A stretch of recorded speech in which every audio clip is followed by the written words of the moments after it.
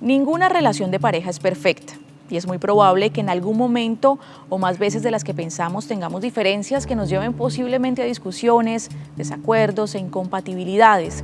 Y a pesar de que hay relaciones que experimentan muchos conflictos, estos pueden gestionarse de manera sana. Pero ¿qué pasa cuando se llega al maltrato verbal y psicológico? ¿Cómo una persona puede identificar que está siendo maltratada psicológicamente por su pareja? Y si el otro insiste en que su pareja es extremadamente sensible y exagera con un supuesto maltrato, ¿cómo saber quién tiene la razón? Hablemos de esto, porque también puede ser un asunto de familia.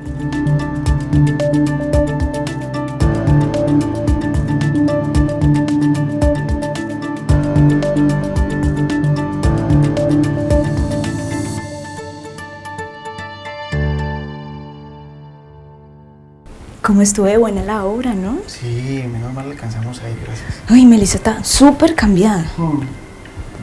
Gordo, ¿sacaste la basura al fin? Mañana la saco, no hay rollo. Eduardo, ¿pero en qué habíamos quedado? En muchas cosas hemos quedado. Pero aquí no soy el único que queda mal, ¿o sí? No, pero te estoy hablando de esto en específico. ¿Vos no puedes parar de joderme por un instante, por lo menos? ¿Cómo crees que pare de joder si siento que vivo con un niño? Ah, ¿me estás diciendo niño a mí? ¿A vos se te olvida quién te pone la comida en la mesa? ¿Quién te está dando un techo? ¿Quién te está dando todo? Desagradecida lo que sos. Ganas no me faltan de irme. ¿Ah, sí? ¿Y para dónde se ve la señorita? Donde sea con tal de no estar con un patán. Ay, ya. No vas a empezar con el show que aquí no hay tari. Si no estoy mal, tú no tienes para dónde irte. Porque ni para donde tu mamá que hace poquito te echó. ¿Sabes qué? Mejor me voy a dormir a la sala. Porque nadie te aguanta. Ah, y te voy a dar un consejo de gratis. Si seguís así, te vas a quedar sola porque nadie te va a aguantar.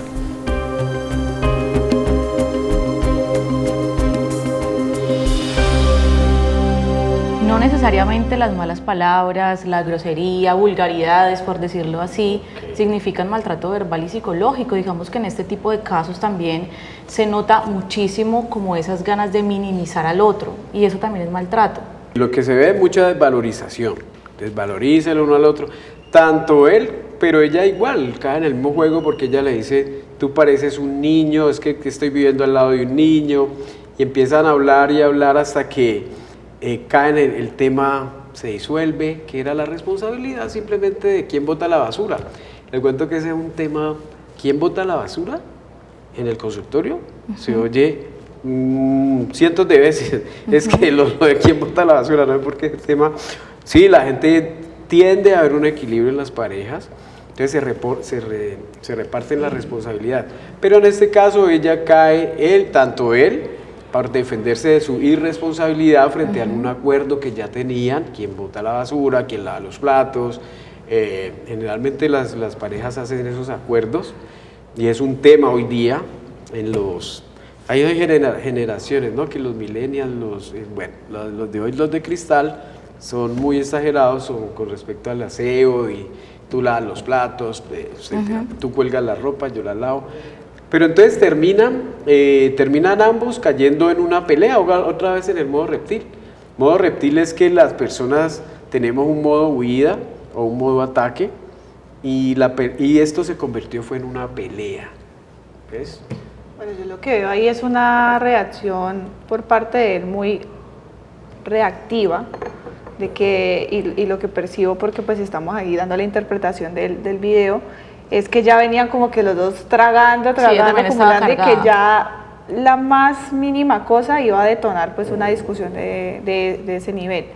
También no sabemos las heridas que ella haya tocado al decir vivo con un niño, que lo hizo pues como que explotar más, y muy mal también por parte de él es como no sé, sacar en cara también de pronto cosas que de su situación, de que no tiene una buena relación con su mamá ella o algo así, o que depende, como que hay una dependencia económica, entonces como que tocar ese tema pues causa mucho más daño y va a hacer que el problema crezca bastante. ¿Quién está maltratando a quién para ti?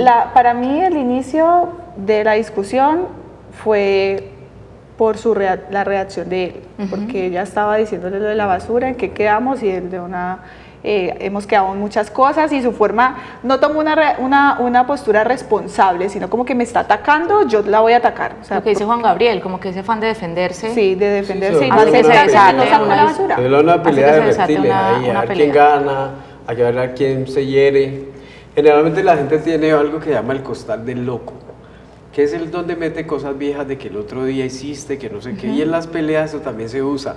Y acuérdese que usted el otro día hizo esto, etcétera. Entonces se vuelve es una pelea y no hablar sobre el tema, que es que la casa debe estar aseada, de que los acuerdos aquí han llegado. Ella también se sale, o sea, ambos caen en el error, porque igual la otra persona puede cometer el error, pero la otra pararlo y decirle, un momento, espérate, estamos hablando sencillamente de este tema.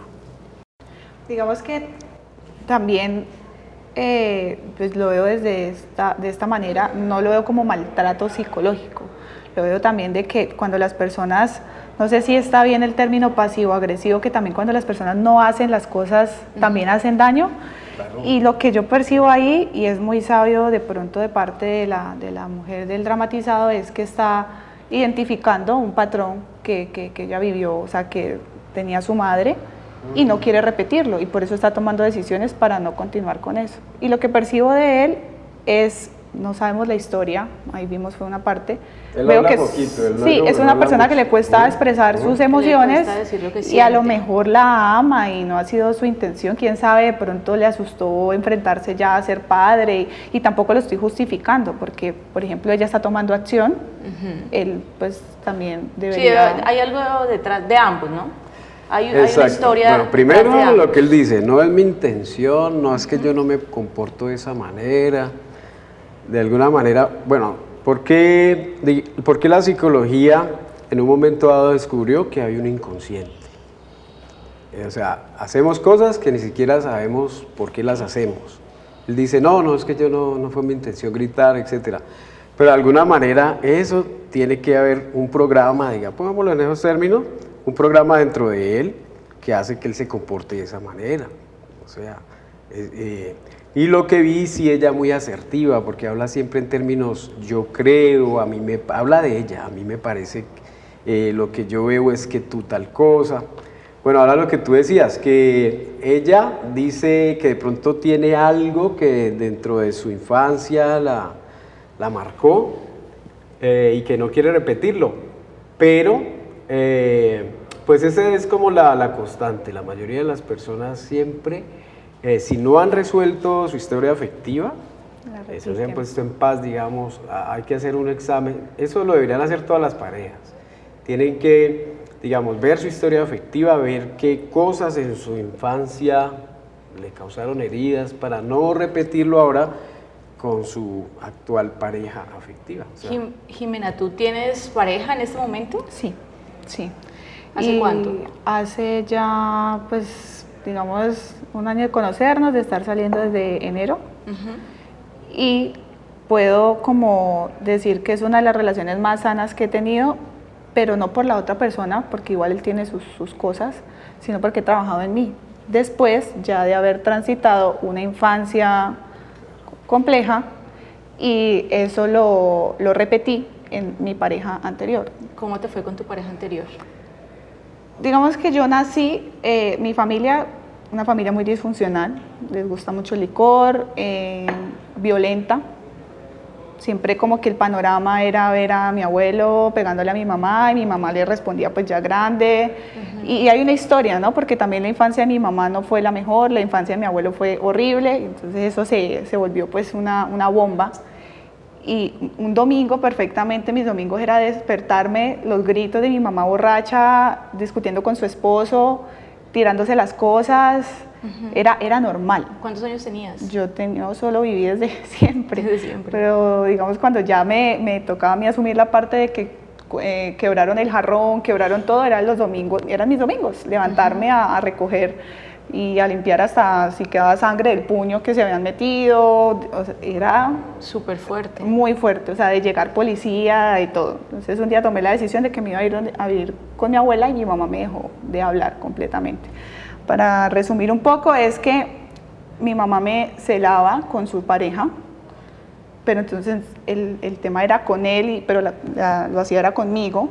Me Sí, como que la culpa era tuya. Jimena, no te pongas shorts, Jimena, no uses. Y yo siendo una niña, yo ni siquiera entendía ese comportamiento de mi mamá. Una vez sí él se sobrepasó conmigo y es algo que creo que ya he venido sanando, y mi mamá siguió con él aún así después de eso, cosa que siempre la relación con mi mamá ha sido muy compleja hasta hoy en día. Años después, bueno, tengo una pareja en la que ya después de terapia entendí muchas cosas, y es que mi pareja tenía muchas cosas de mi padrastro. Normalicé el tema de los celos porque mi mamá era celosa.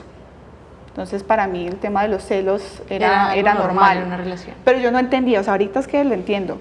Cuando decido separarme de esta pareja, que fue una pareja donde hubo maltrato físico, psicológico, sexual, económico, de todas las formas, pero ahora lo veo como que un gran maestro, aprendí demasiado. Yo creo que si no fuera por eso, no hubiese ido a terapia. O sea, eso me llevó a sanar y a trabajar en mí, a entender muchas cosas. Cuando me separo y estoy en un apartamento tranquila, viviendo sola, me entran ataques como de pánico y yo lloraba, vomitaba, o sea, yo no creía cuando la gente hablaba de depresión o esos ataques, yo decía tan exagerados, ¿no? Y el psicólogo me explicaba que era como una especie de adicción. ¿Qué pasaba? ¿Por qué ese caos entraba en mí cuando estaba tranquila? Porque yo no conocía la tranquilidad. Porque salgo del caos de un hogar, con mi mamá, con mi abuelo, con mi abuela, ese caos, y llego al caos con una pareja. Y cuando ya por fin estoy tranquila, la mente me explicaban en terapia, es como, ¿qué es esto? O sea, ¿dónde está lo malo? Usted lo que dice es que como que usted normalizó el maltrato, digamos. Porque no conocía otra cosa. Eso le pasa a muchos niños.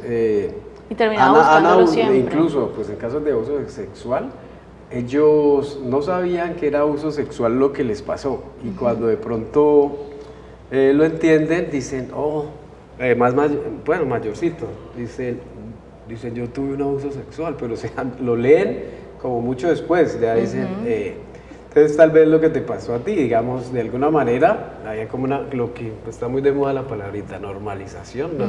Habías normalizado algunas conductas y ya después fue que te diste cuenta que eso no, de alguna manera, porque empieza la persona a tener mucho conflicto con eso. Como que empieza a ver la conciencia de decir, no, esto es maltrato. Algo está mal. Sí, Vamos claro. a una pausa para comerciales y ya seguimos con la historia de Jimena y cómo abordar este tipo de situaciones, además de cómo ejercía, por ejemplo, el maltrato psicológico.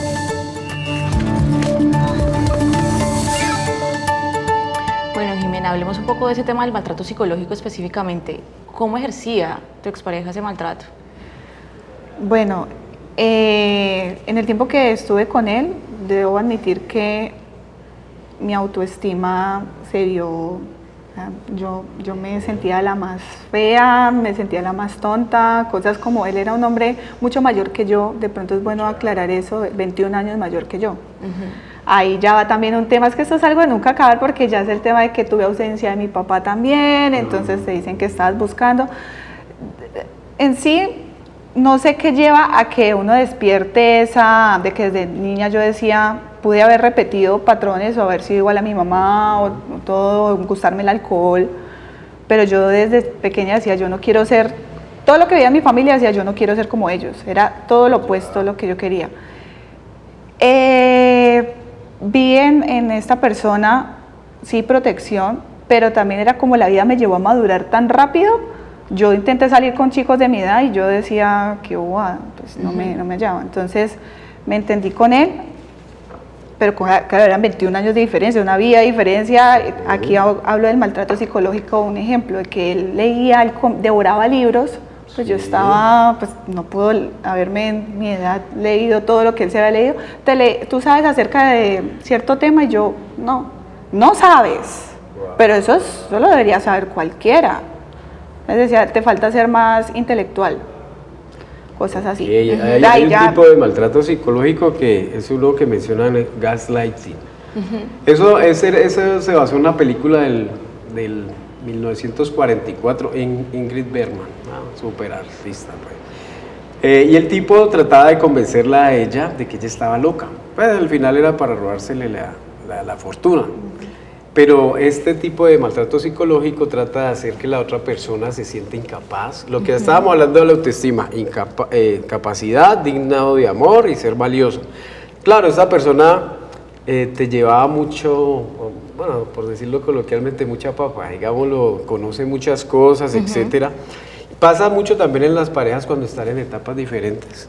En etapas diferentes, el que está más avanzado en las etapas, por ejemplo, que ya terminó su carrera, que ya está ganando dinero, la novia apenas está en la universidad, etcétera, él trata de volverse superior y ganar poder dentro de la relación de pareja, o sea que él siempre es el que toma las decisiones, entonces trata de hacer que la otra persona prácticamente tenga un papel de sumisión. Sí, como anularla un poco, ¿no? Anularla, exactamente, entonces ese gaslighting tiene que ver con tiene que ver con que la otra persona se sienta que no es capaz, que llega un momento en que ya duda de si sus razonamientos son buenos, si su memoria es buena, entonces hay ese tipo de relaciones ahí por lo que eran desiguales y tú te comías el cuento de alguna manera. ¿Te pasó? Como que... Llegué a convencerme de que no quería tener hijos. Porque, por ejemplo, él me decía, si llegas a quedar en embarazo, abortas. Y yo ya después decía, no, es que yo no quiero hijos.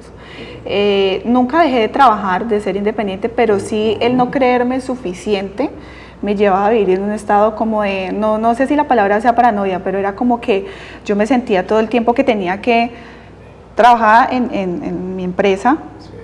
Sí. Él tenía un tipo de trabajo que era nocturno, entonces trabajaba con él gratis. A la hija le pagaba por lo menos, hacía el aseo, era madrastra de la chiquita, entonces yo dormía como 3 horas, en ese tiempo me adelgacé horrible, pero yo quería era como que él viera que yo era suficiente. Que era suficiente, sí. Entonces hacía todo para cumplir en todas las áreas y era algo sumamente desgastante. Pero, o sea, él quería una mujer que no dependiera de él, pero que tampoco fuera demasiado independiente. Ya al final de la relación sí llegó un punto que ahí fue cuando... Claro que hubieron varios momentos de choque que yo dije, aquí qué hago, pero me marcó mucho esto y es de que me dijo, te voy a ser sincero, yo no quiero una mujer que trabaje, yo quiero una mujer que yo me levante y esté ahí a mi lado. Y esto digamos que aún lo sigo procesando, pero llegué a un punto en el que la sexualidad se volvió para mí un deber, no importaba que no hubiese placer porque así lo entendí, o sea, fue tanto que ya no es que yo tengo que cumplir, y las palabras, y suena fuerte, pero era, quiero que abrir mis ojos, tenía un horario bastante raro, él se levantaba pues casi a las 3 de la tarde, decía, quiero abrir mis ojos y que mi mujer esté ahí para complacerme, ese era entonces yo ahí dije, quiero esto para mi vida, o sea, Usted como que tocó fondo también. No, y tenía una vida muy acomodada. Habido un momento en que usted estuvo ya prácticamente desesperada. Pues, digamos que el contraste era tan grave que usted ya lo notó. Digamos, aquí estoy en una sumisión. Era demasiado. No podía hablar con mis amigas. Todo era unos celos, o sea, no sé ni siquiera cómo explicarlo. Y sí llegó un punto también en que hubo abuso, de que sí... manifestando que yo no quería, y eso es un tema como bien delicado porque hay gente que dice, pero es que si era el marido, no, es que le pedía y le suplicaba que no quería eso y aún así pasaba. ¿Por qué nos cuesta a veces tanto, Juan Gabriel, tal vez poner como esos límites en algún momento, digamos como mujeres, como personas? Hay varias cosas implicadas, digamos, primero la crianza, la historia familiar, donde ella se enseñó a esconder sus necesidades, digamos. La psicología, digamos, todos los tratamientos prácticamente tienen que ver con que tú encuentres tu propio deseo. Como la gente dice, encontrarse a sí mismo, etcétera. Pero es la verdad, es su deseo. Yo qué quiero, a mí qué me gusta, qué me dicen mis sentimientos. En ese ambiente tan agresivo, pues de alguna manera te acostumbraste a no expresar o a no, de pronto... ¿Quién se atreve a protestar? Si acaba de ver que a alguno le volaron los dientes o algo, entonces tú dices, no, yo no puedo decir nada. Fallada, claro. Entonces, de alguna manera, sí, y eso, la personalidad es una adaptación al entorno. Entonces, de alguna manera, ahí hay una adaptación que hay que desaprender. Que lo que tú dices que gracias a Dios te pasó, no sé, porque realmente eso obliga no solamente a revisar tu situación actual, sino que aprendí. O sea, ¿qué formatos tengo, qué modos, eso se llaman actitudes, digámoslo así, se sembraron en mí como en esa historia familiar y cómo los debo de superar, cómo los debo de negar, así tenga que hablar mal del abuelo, porque eran personas a las que se le tenían temor, entonces le da miedo, hay un niño interior que tiene miedo de protestar contra estas personas. En las terapias lo que uno hace mucho es hacer que la persona se dé cuenta que eso fue un maltrato, que eso nunca debió pasar y que la persona se vuelva creativa frente a lo nuevo que ella quisiera hacer, o sea, que no siga un libreto, sino que se vuelva creativa. De alguna manera esto hace que uno quede como con una especie de libreto que repite. No, y el proceso de sanar es muy bonito porque ahora que dices lo de la personalidad, que es una construcción pues con todos esos eventos claro. anteriores, yo ahora, eso fue 2021, de un tiempo para acá ya me estoy conociendo y me estoy descubriendo de que soy una mujer con carácter, una mujer que puede decir lo que no le gusta y lo que no, que es capaz de decir no, esto no lo quiero. Y ha sido gracias a entender toda esta historia. Vamos a ver el podcast de Manuela y ya seguimos hablando sobre este tema del maltrato psicológico y sobre todo también qué tan responsables o culpables pueden ser ambas partes.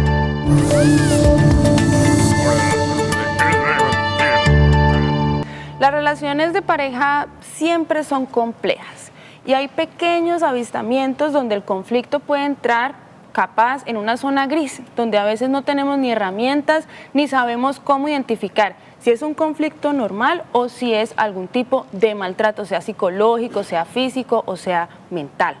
Así que hoy quiero tratar este tema con una persona que me está acompañando en este momento, que tiene una historia de vida donde ha convivido con su pareja y ha atravesado un montón de situaciones y nos puede regalar algunas perspectivas sobre estas cuestiones y estos asuntos de familia. Bienvenida, Estefanía. Hola, mi nombre es Estefanía Ortiz, tengo 31 años, soy mamá de una pequeña, tiene 11 años. ¿Cuáles son tus determinantes a la hora de parar una discusión para que no se vuelva, digamos, complicada? Es muy complicado porque sí hay momentos en donde se pierde la cordura, porque a veces no estamos tan dispuestos a ceder en algunos temas que el otro sí, y a veces pensamos que siempre vamos a tener la razón.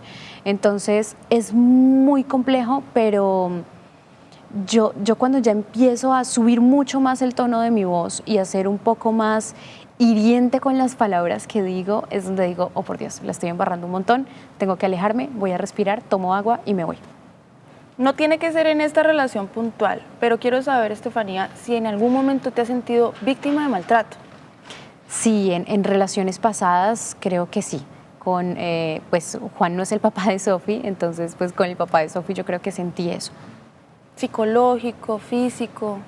Cuando yo le conté a este personaje que yo estaba embarazada hace 11 años, él decidió decirme que no iba a responder y que pues estaba sola. ¿Cómo fue esa ruptura? Fue difícil, lloraba casi todos los días justamente sin saber por qué, y apenas ahora vengo a reconocer que es porque pues tuve un trauma muy fuerte del cual no fui consciente en su momento, decidí resolverlo y 11 años después empezar a olvidarlo o a construirme desde cero. ¿Cómo te ha acompañado tu nueva pareja en este duelo? ¿Ha entendido de pronto tus miedos? Sí, él ha sido una gran compañía porque siempre está presente, que creo que es algo muy importante para poder sentir ese apoyo y bueno, yo a veces me cierro un poco en mí misma. Entonces, que él llegue ahorita a mi vida e intentar hacer que seamos una familia súper unida, me ha costado, porque como yo siempre soy la que resuelve, entonces me ha costado dejarlo a él que resuelva a veces también. ¿Qué cosas te gustaría transmitirle a tu hija para que tuviera en cuenta en sus primeros acercamientos a lo amoroso? Yo siempre le he dicho a ella que pues no se deje deslumbrar tan fácil, porque los hombres siempre van a intentar deslumbrarte con una u otra cosa. Trato de hacer con ella muchos planes, vamos a cine, salimos juntas a caminar, vamos a carreras, armamos muchos planes para transmitirle a ella también esa seguridad y bueno, como ese esa no dependencia de nadie. Ella también puede ser feliz con ella misma. Yo hubiese deseado que me hubiesen dicho eso hace mucho tiempo, porque a veces también nos enseñan como no, es que usted es feliz al lado de, es que usted es feliz si tiene esto, es que usted, no, usted es feliz con usted mismo. Espero que allá en estudio puedan seguir elucubrando alrededor de este tema. Nos vemos en un próximo podcast aquí en Asuntos de Familia. Chao.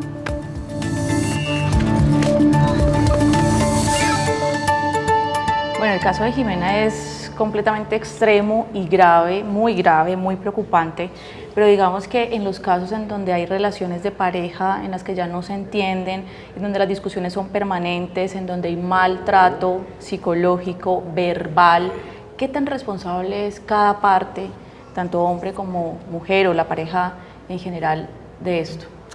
Pues totalmente, o sea, la responsabilidad es una de las características de las relaciones. Una buena relación, ¿en qué se basa? Confianza, respeto, responsabilidad. Responsabilidad es la capacidad que yo tengo de decir me equivoqué.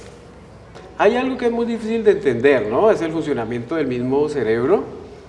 Todos sabemos o hemos oído mucho que hay un modo reptil, que es huir o atacar. Los reptiles, ¿qué hacen? Comen, se aparean, atacan o huyen. O sea, no tienen emociones. Usted nunca va a ver dos lagartijas enamoradas como dos tortolitas, no. Entonces, en estos casos, uno tiene un cerebro reptil, sí, de alguna manera, y un cerebro mamífero, y un cerebro humano, que es prácticamente el lóbulo frontal, que es el que sabe planear, el que tiene valores. Hay unas áreas del cerebro donde está precisamente esas dos situaciones, planear y los valores, la cultura. Nosotros podemos bajar al modo reptil porque tenemos como dos sistemas. Tenemos el sistema del lóbulo frontal, que planea, que es lógico, que razona, y el modo reptil, que es muy importante en el ser humano, que es así, es automático. Me ha pasado, una vez yo me iba a estrellar, yo ya me veía estrellado, yo estaba en la universidad, iba en una moto, yo me había estrellado, yo dije, no, aquí ya los guardas, la policía, todo, bueno. Y yo al rato me vi al lado del carro, el otro carro, yo dije, ¿qué pasó? Mi modo reptil hizo esto con la moto y yo no me di cuenta. O sea, el lóbulo frontal ahí mi yo no tuvo casi nada que ver, fue automático. Eso le pasa a las personas y sobre todo si en la historia familiar se han aprendido patrones, modos automáticos de responder, gritar, golpear. Hay que tener cuidado entonces de que las personas no caigan en ese automático.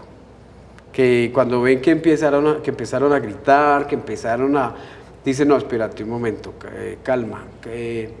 Nunca debe tomarse decisiones que sean desde la rabia, desde ese modo reptil, no. Porque se aplican patrones automáticos, cosas que de ninguna manera van a contribuir a una solución. ¿Hasta qué punto es maltrato psicológico y hasta qué punto es una discusión que salga pues de la rabia y de la falta de control de emociones de las personas? ¿Cuándo se convierte en maltrato psicológico, por ejemplo, y no en una simple discusión conflictiva? Se convierte en maltrato psicológico como lo que dijimos ahora. Maltrato es incidir negativamente en la autoestima de la persona. Entonces, cualquier cosa, así se llame maltrato psicológico, que esté incidiendo en que tú no sirves, no eres capaz, no eres digna de amor, cualquier cosa que esté pasando y que signifique eso, es maltrato. ¿Cuándo eres consciente, Jimena, por decirlo así, de que esto era todo tipo de maltrato psicológico y tomas pues una decisión? Pues Kate, mira que en cuanto a lo que estabas diciendo de la responsabilidad, yo creo que todos pasamos en ese tipo de situaciones por una etapa de victimizarnos. Yo decía, pero ¿por qué él no me ama? ¿Pero por qué me hace esto? Y es normal, pero no quedarse ahí. Ya hoy en día, yo digo, yo permití, porque llevamos 2 semanas de relación y me gritó por primera vez, pero histérico. Ahí era motivo suficiente para yo decir, bueno, aquí algo pasa. Entonces sí fue mi responsabilidad continuar después de ya ver lo que ahorita está tan de moda, red flags, las banderas rojas, pues a pesar de que en ese entonces no se manejaba tanto ese término, pero sí ya era un motivo, bueno, me gritó así, no, esto no está bien, me voy. Sí, es decir, no tengo la culpa de que haga eso ni lo justifico, pero pues puedo tomar acciones. por Nadie decirlo te así. hace nada, tú permites. O sea, las personas no te hacen cosas, las personas hacen cosas. Generalmente las personas cuando discuten juzgan al otro. No, es que usted es muy mandón, usted es muy... Por ese temor de no crear conflicto, la persona no habla. Y peor si ha habido esa historia pues de agresividad en la infancia. Entonces la persona no se siente capaz de hablar, pero después de que tú digas, yo siento, a mí me parece, mira, me disgusta, me molesta, me incomoda.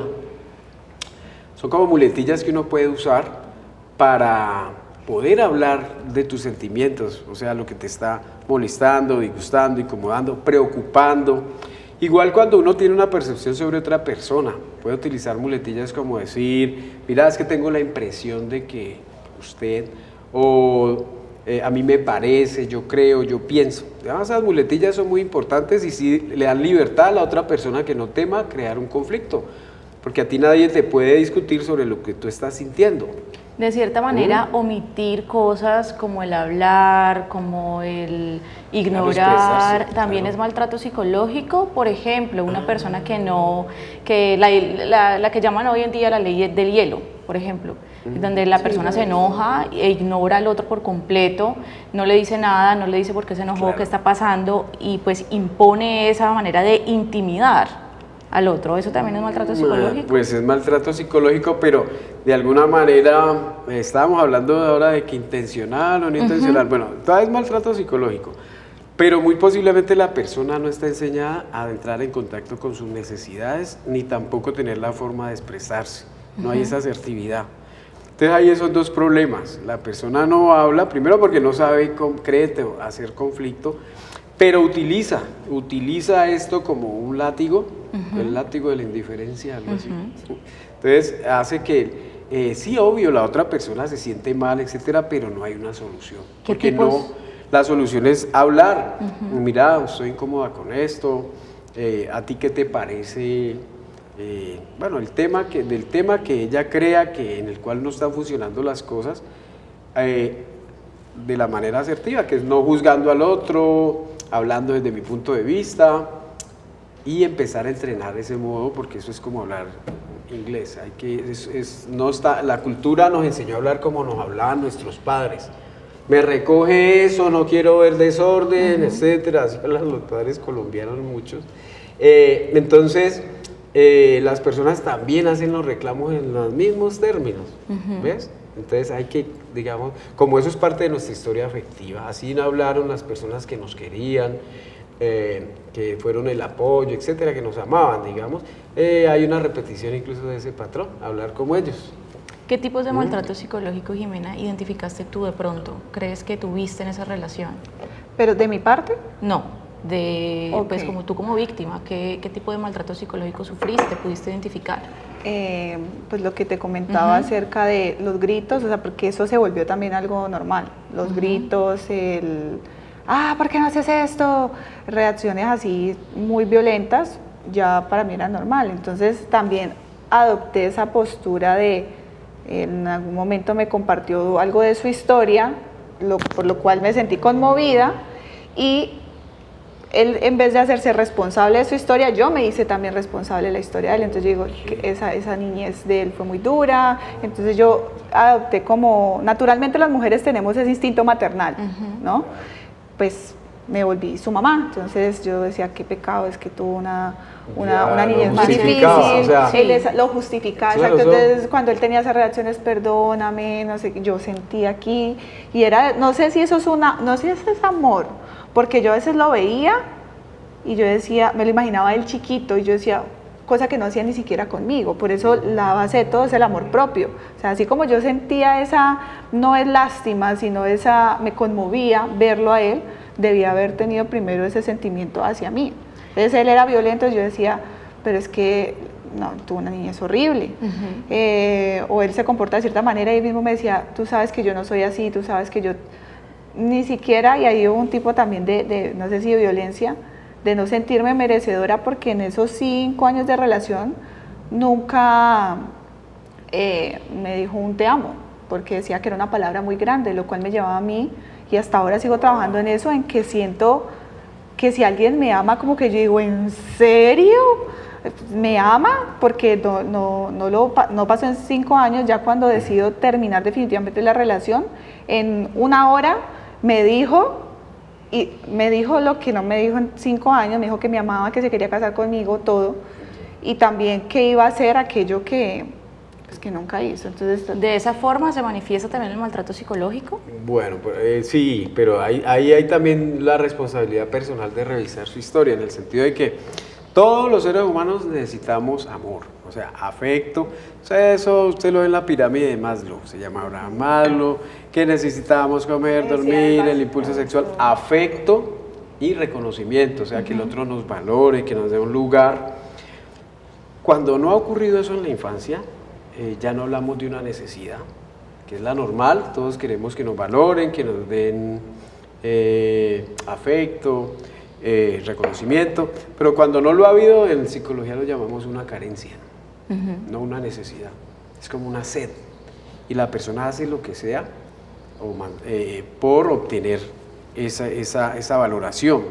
Entonces hay como un desbalance ahí, que por eso, como usted no había obtenido eso, como en su infancia, él lo tenía como un arma, de alguna manera, pues puede ser que él lo haga por su personalidad, no lo haga de manera consciente, pero sí, precisamente usted, por eso era que estaba como arrodillada en un momento, esperando que algún día le diga te amo.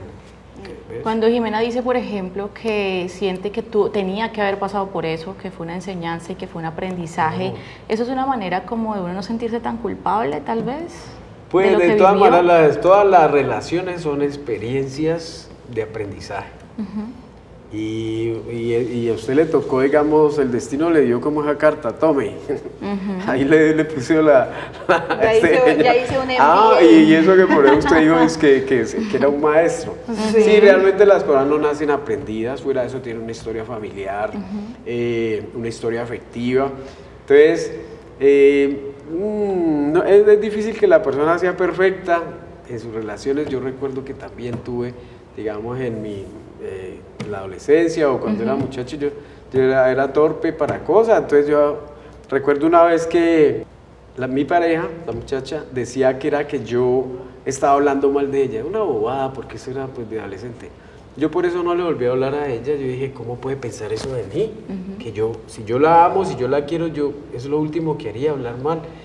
Y yo me sentí tan golpeado que yo no le volví a hablar. Yo no le dije, vení, ¿por qué estás diciendo eso? No. ¿Qué fue lo que te hizo pensar esto? Etcétera. No, yo decía huir como el lagartijo, como el reptil. No afrontar ni comunicar. Ya después uno sabe que eso es un error, que pudo, claro, allá hay una buena relación y simplemente por eso acabarla no.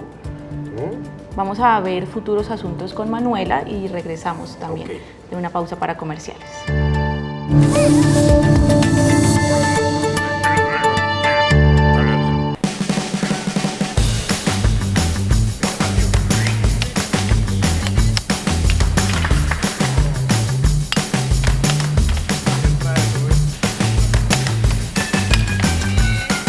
Hola, soy Nina, estudié Administración de Empresas, me gusta cantar, bailar y hacer ejercicio.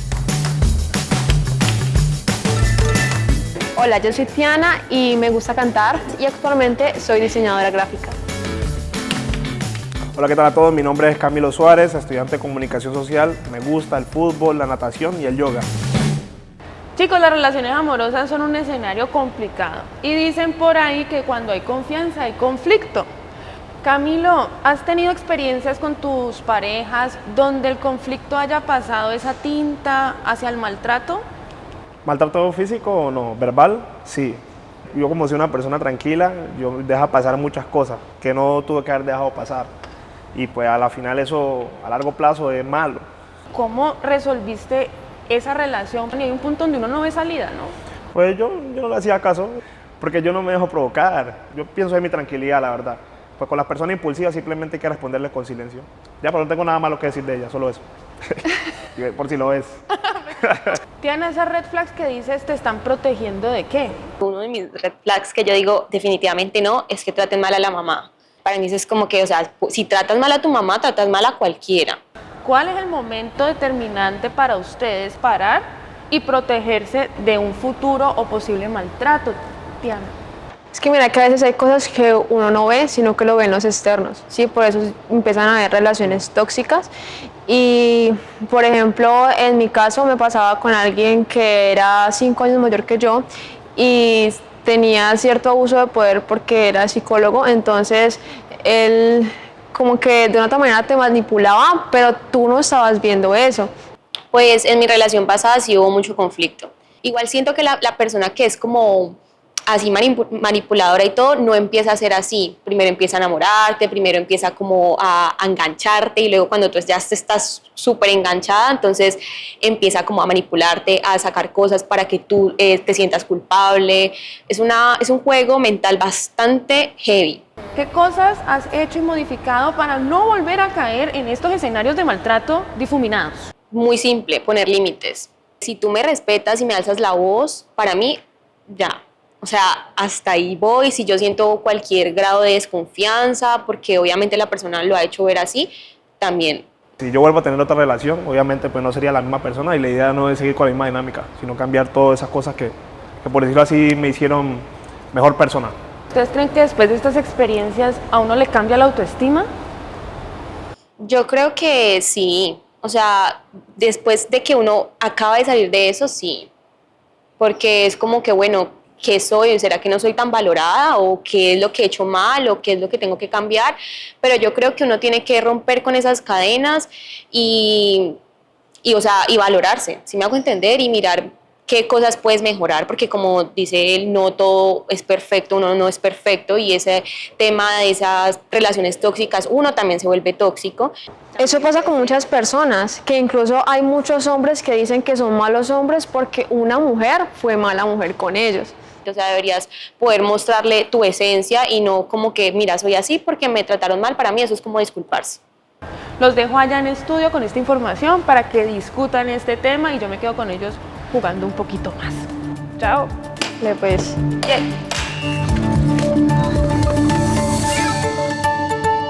Bueno, Jimena, después de todo lo que has pasado y de lo que viviste en esa relación, ¿cómo te proyectas ahora y cómo es tu relación actual de pareja?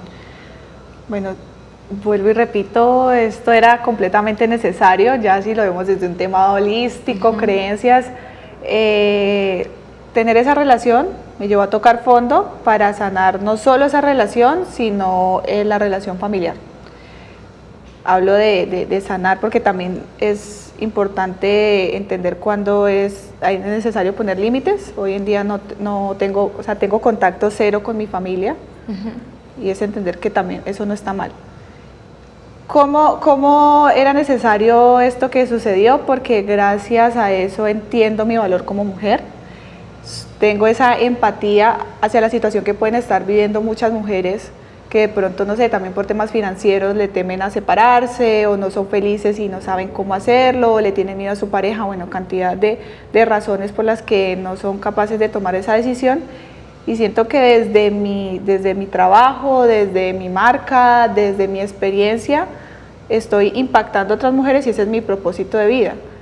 En cuanto a la relación en pareja, nunca vamos a decir, ay, sané y ya, y tengo mi relación perfecta, porque siempre van a haber nuevos aprendizajes, pero ahora tengo las herramientas para saber manejar la situación, para saber poner límites, cuáles son mis negociables, mis no negociables, tener en cuenta también su historia, que él conozca la mía, saber qué puntos, porque también en una relación de pareja sucede esto de que tú sabes, tienes como el corazoncito de la persona ahí y está tu decisión si lo lastimas o no. Entonces yo conozco su historia, él conoce la mía y ambos elegimos no hacernos daño, elegimos hablar y todo esto es gracias a este proceso que tengo ahora todas estas herramientas.